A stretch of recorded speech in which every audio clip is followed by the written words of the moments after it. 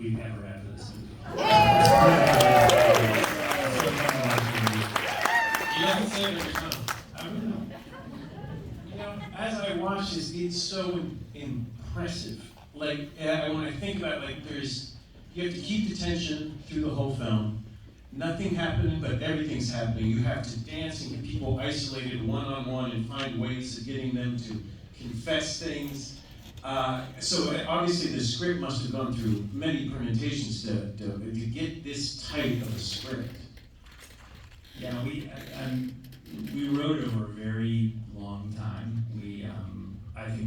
It was probably 7 years from the time we really thought of it till the time we made the movie, which doesn't seem like that long anymore. But that seems like a pretty quick turnaround. But it was we did. I think we knew certain things about it very powerfully right away, like the ending and like the speech that John Carroll Lynch gives. There were things that were apparent, and then there were things that took a lot longer from my understanding. Then, of course, when Karin came in, everything kind of came into focus. Go ahead. And then, Karin, can you talk about making this work? You know, it's like two tones that totally blend together perfectly, and building that tension, and using one isolated set to tell the story. I mean, it's a challenge with any movie that's so claustrophobic and kind of bound to basically one location.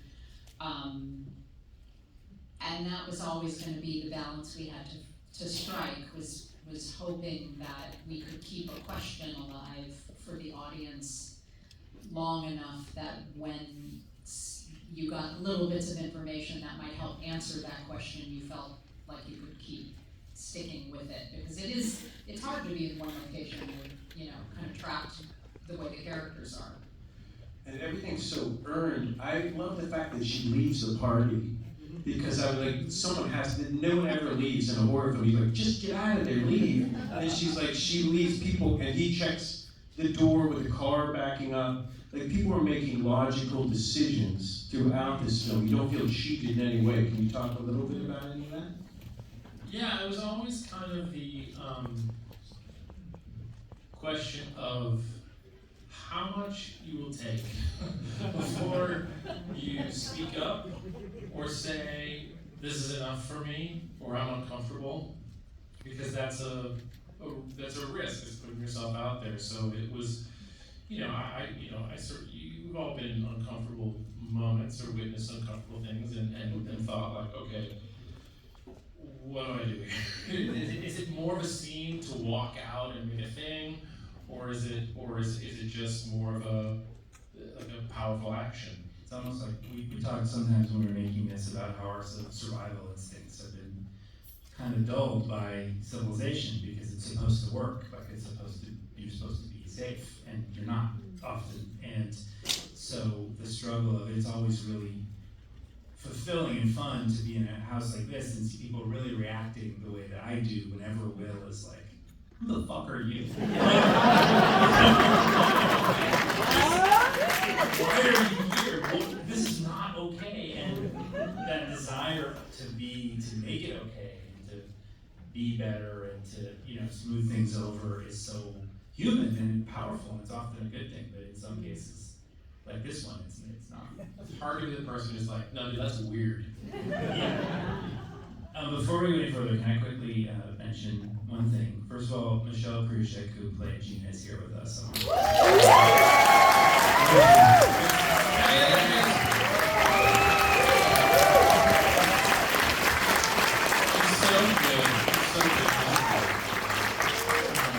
And then, just really quickly, so Logan was supposed to be here, but Logan's in the movie business, and his shooting schedule changed, so he's shooting right now.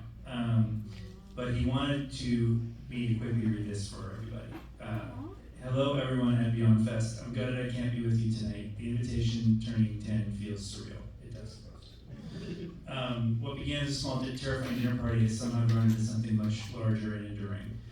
Working with Karin, Phil, and Matt, and our brilliant cast and crew was one of those rare experiences where the process of making the film was as treasured as the final product.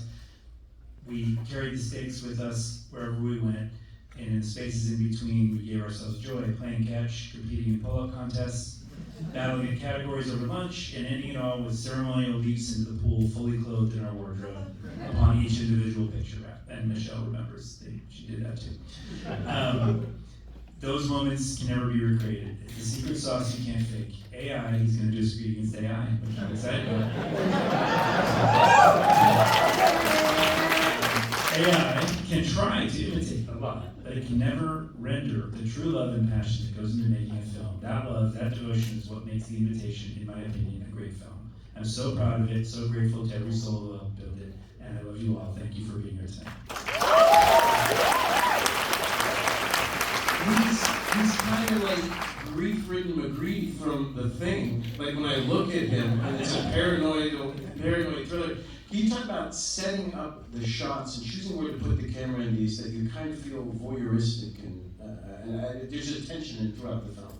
Yeah, I mean, it was, I think the biggest, with this many characters in one space, but with only really in that space 19 days to shoot the whole movie, it was so important to know when we were going to be very much in Will's point of view and his subjective experience of that paranoia and that terror, and then when we were going to be more objective and give the audience a sense of opportunity to wonder if perhaps Will was not so reliable, or perhaps he's got it all wrong. And I think that visual toggling in the framing and kind of in the approach, for me, is a little bit of a mirror of how we experience,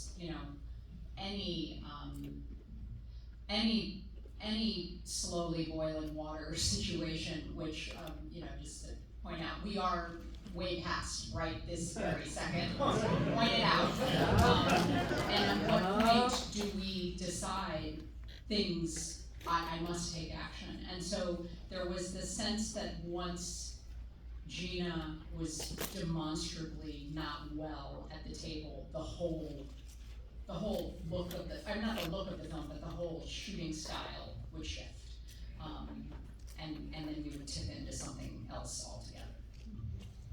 And at what point did you come to realize it's also about a cult that wants everything to end with their red symbols? At what point did this become tragic? This film become more tragic to you? As I watch it now, it seems even more symbolic and more painful to watch. Well, it's funny to say I'm glad to hear you say that, but I am, because I think Good news, bad news. Because I think that we've never attempted to or had a desire to make a movie about current events, because I just don't think that is the same as trying to find something that is, whether fortunately or unfortunately, part of our human deal, no matter where we go or where we turn. And I think for us, this was so much about, trying to, because it's also, watching it, I'm always struck by, it's a heavy thing to put violence on screen, and we wrestle with it, and we're not gleeful about it. And so the thing that I console myself with is that we never are being nihilistic, or I think my hope is that if you watch this film, you feel the tragedy of people who are trying to put their beliefs on other people with violence, and that is pretty unequivocally wrong. And so I feel like that core of it is what kind of carries through for me, anyway. Yeah, I think the interesting thing is some of the things we talked about. There are plenty of organizations out there that people who have joined that have demonstrably helped them and or saved their lives. But a lot of those come with a very rigid belief system, and that can be good or that can be bad. It's a better movie if it's bad. Usually. So it's Invitation, a journey of healing. I think I finished myself. Can we talk a little about the casting of this film and putting together this group that seems perfectly, like they should all be together, they'd all do such a great job. Can you talk about casting and working? Yeah, I mean, it all started with Will, and when Logan signed on, we could really kind of create that constellation around him. That being said, the role of Pruitt was always imagined for John Carroll Lynch, and Phil and Matt gave him the script saying, we wrote this for you. If only you can play this. This is like, thanks. Thank you. John was kind of like, what do you think of me? And we were just like, you're just a big teddy bear, Yeah. we're terrified. But other than John, and then once we got Logan, it's kind of like it quickly came together, and it was such a wonderful, eclectic group of actors. It was so many different styles and kind of different personalities and backgrounds represented, and that I think also created this just lovely experience. Like what Logan wrote is actually quite true. It was a very bizarrely happy set, with the exception of the fact that by the last week and a half of shooting, we were losing cast members because their characters, we were essentially shooting in chronological order. So we were, by the end, we were down to our last 3 living actors. We had a real gift in terms of time, not the shooting time, but we had a couple days before, in the house where we got to take every pair of actors, who were couples or who were friends, and got to just sit across the table from them with the script and just talk with them about how they thought their characters' interactions and questions they had, and then And how they might know each other, and Yeah. how, so we could understand that there were people who were deeply embedded, from the beginning with one another, and then some who were newer to the group, and then of course some who were complete strangers. Yeah, and it was built, and that's not something you get on a $200 million movie. Like, that one just shows up. And so it was like that, and then days and days of rehearsals for camera, but also for everybody else for performance. It was really kind of that little part of it was very instructional and kind of a gift.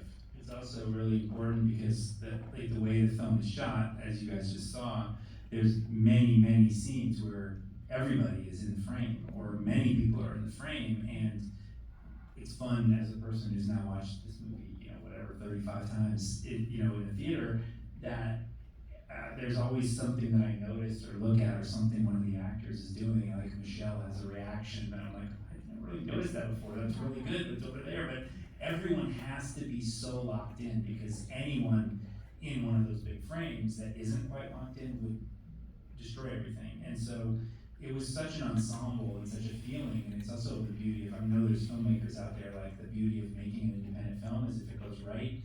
It took us 20 days of shooting, so it was like the month of June one year, and it's a central experience of our lives, like all those people, like we love everybody, and it's so great when we see them, and it can happen very quickly and intensely, kind of, And it really shows in the film because they have to have some sort of friendship connection. Because stuff's happening that's so weird that if you don't get it, that there's this organic kind of relationship between them, the whole thing will fly off the table, basically. Yeah, and I think the premise is that this is a momentous reunion of people who loved each other very much and who had been separated and estranged. And I mean, I think we all have that in our life, the possibility of re-meeting, recommuning with some of our closest people that we may have lost in our life. And this takes a particularly nightmarish turn, but the whole point is that